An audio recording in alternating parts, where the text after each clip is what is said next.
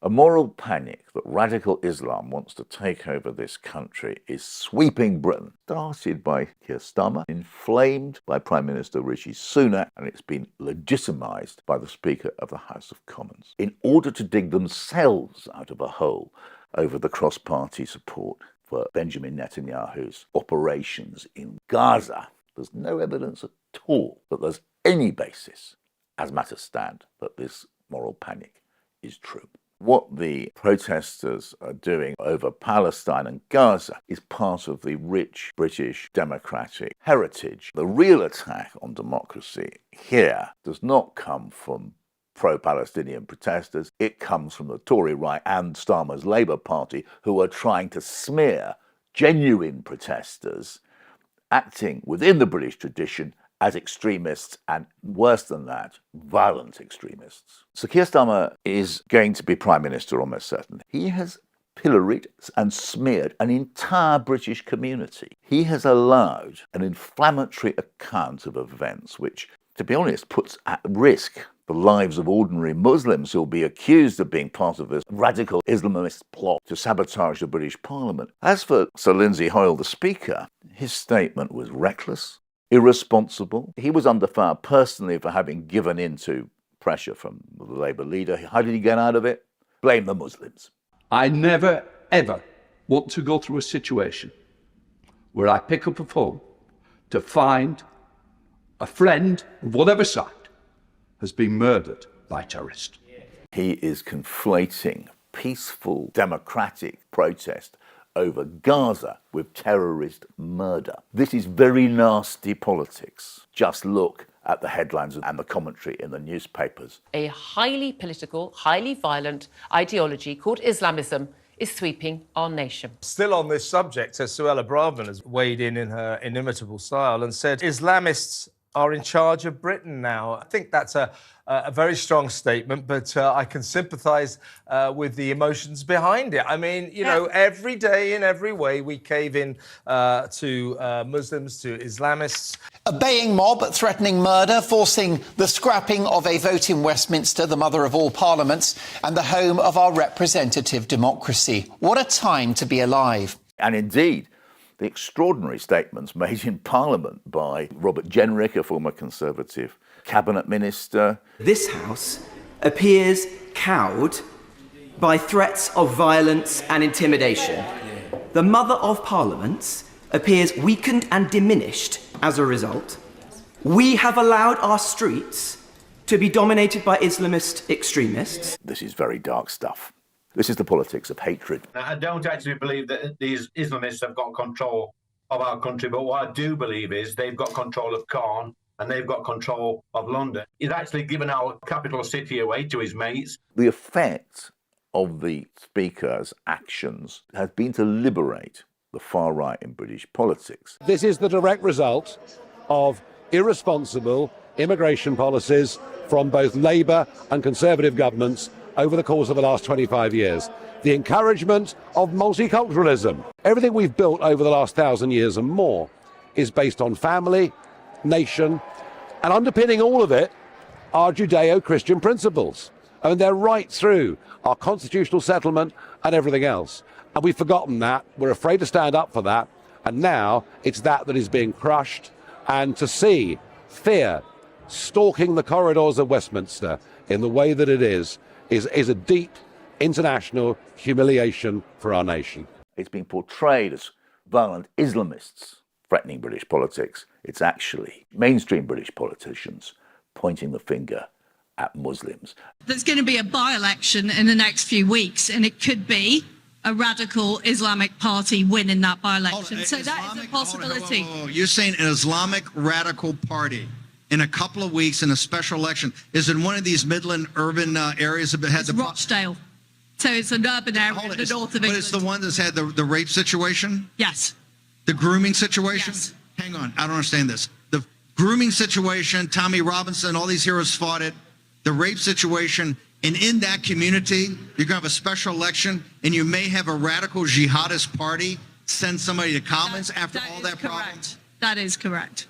I think it's important to understand the fuller background. Last 4 to 5 months, there's been a cross-party coalition in British politics between the Conservative government and the Labour opposition. Israel has every right to defend itself. Israel has the perfect right to defend itself. Israel has a right to defend itself. Israel must have that, does have that right to defend herself. Israel has an absolute right to defend itself. Israel has a right to self-defense. Both major parties have fully supported the Israeli invasion of Gaza and given Israel, or Benjamin Netanyahu more precisely, carte blanche to do what he wants. The two main political parties haven't represented the British population. The vast majority want a ceasefire. Very few people want the war to go on. But the two major parties have wanted that. And the SNP, quite correctly, and within their democratic rights, put a motion for a ceasefire. For Starmer, it was potentially disastrous because it exposed huge divisions in his own party, possible rebellion of maybe up to 100 MPs, including resignations from his shadow cabinet. And so there was rather an irregular meeting between the Labour leader and the leader of the House of Commons, in which Starmer said, look, we want to have a Labour motion. This was against precedent. The chief clerk in the House of Commons advised Starmer that he should not permit it, advised the Speaker it should not go ahead, but the Speaker accepted this personal plea from the Labour leader, and once that had happened, Starmer's political problem was solved. So the Speaker really has done Keir Starmer quite a favour by inserting Labour's motion into the procedures today. And Nick Watts on Newsnight, very interestingly, was revealing that Starmer had actually threatened the Speaker of the House of Commons. He'd said to the Speaker, look, if you don't accept my motion, I'm afraid that you can't rely on my support when I become Prime Minister later this year.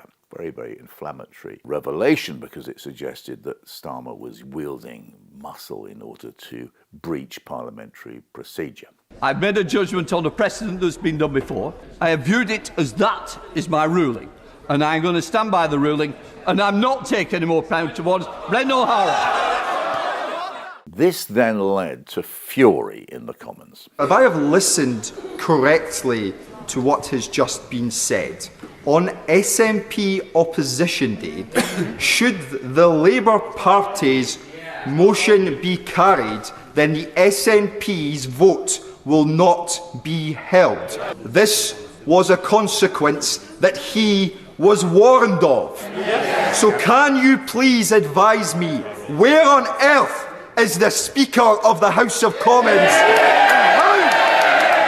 So here we have the Speaker of the House of Commons under real pressure. Petition was put down among MPs to get rid of the Speaker. Job is under threat. And what does he do? He goes in front of MPs and says he made his decision because he was concerned for the safety of MPs.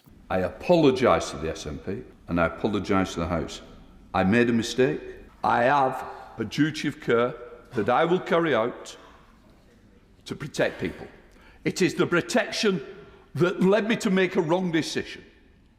But what I do not apologise is the risk that's being put on all members at the moment. So this set in motion what the sociologist Stanley Cohen calls a moral panic. There was an immediate explosion of Islamophobic comment that these deranged Islamists were threatening parliamentary democracy. This was unacceptable. They were on our streets. One headline after another denounced these violent Islamists who were poisoning British democracy. So within a fraction of a second almost, the whole narrative has changed from how the Labour Party browbeat a weak speaker into stopping a proper debate on a ceasefire in Gaza, and it became how violent Islamists had intimidated Parliament. And that has become the story. It was very expertly done in a way. And these claims by the Speaker, which were based on claims made to him by Starmer, were accepted without inspection. There's no evidence that has been produced. No evidence at all. Nobody's asking for evidence about this. Very illustrative of what may have actually happened was a claim made by Scottish MSP Paul Sweeney about events in his Glasgow office. He said his office had been stormed by Gaza protesters and that his staff had been terrified. Glasgow police gave a very different story. They just said they were peaceful protesters, and all the evidence supports that account of events. Now, 30,000 people have been killed in Gaza, more than 10,000 children. We've seen evidence of Israeli atrocities, and naturally people feel very angry and upset that Britain is supporting the war, not just the British Prime Minister but the Labour leader, and we're supplying arms, and it is seen as a national obscenity. People are going to get angry, and not just Muslims, by the way. And so you have had demonstrations outside constituency offices, placards, chanting, I'm sure, but I think it's very important not to muddle up legitimate anger, which is part of being in a democracy, and physical threats, which of course are something else altogether. MPs absolutely need protection from terrorists, but they do not need protection from the British public when they protest in favour of a cause they strongly believe in. As it happens, I was one of the first journalists to raise the problem of security of MPs, which is a really serious issue. We know this because of the murder of Joe Cox by some sort of fascist. We know this because of the murder by a Muslim of David Amess, these terrible events. It's very important that these issues are taken seriously. And by the way, I was the first British journalist to raise this issue when George Galloway was violently assaulted on a London street, hospitalised when he was MP for Bradford West. I think this was about 2014. At the time, not a single MP raised the issue. Burkow, the Speaker, had nothing to say. The press was silent, and I wrote a piece. This is very serious. An MP is being assaulted. But there was a total absence of any interest in that. As it happened, Galloway was assaulted because of his views on Israel. So there is a general threat, not just from Islamists, but from all sides to MPs, and we have to take it very seriously.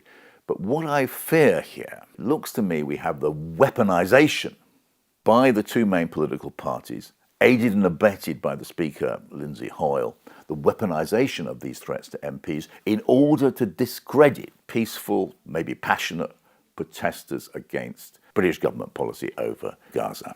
Bear in mind, we've had a practice run for the very frightening and troubling events of this week, and that was the attempt by Suella Braverman, when she was Home Secretary, to designate those marching in favour of a ceasefire in Gaza as what she called hate marches. To my mind, there's only one way to describe those marches. They are hate marches. She was trying to contaminate pro-Palestinian protesters with the charge that they were un-British, full of hatred or extremists, when actually they were acting in the long and very honourable tradition of British protest movements. In my view, Suella Braverman embodies a far-right movement deploying bigotry and hatred to disenfranchise many of our fellow citizens.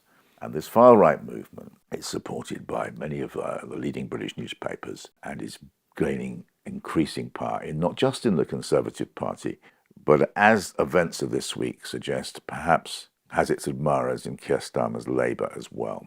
Keir Starmer does need to be careful here. He may be in danger of buying into the noxious bigotry of the far right, which interprets everything which Muslims do as a threat to the sort of sanctity of what Britain stands for. There's a very big danger that this coming general election is going to be fought around the general narrative of the so-called Great Replacement theory, which is a conspiracy theory that foreigners, especially Muslims, want to take over Britain and take over indeed the West and subvert our democracy and turn us into, to use their language, a foreign country. I think there's no doubt that the Tories will fight the election on this noxious narrative.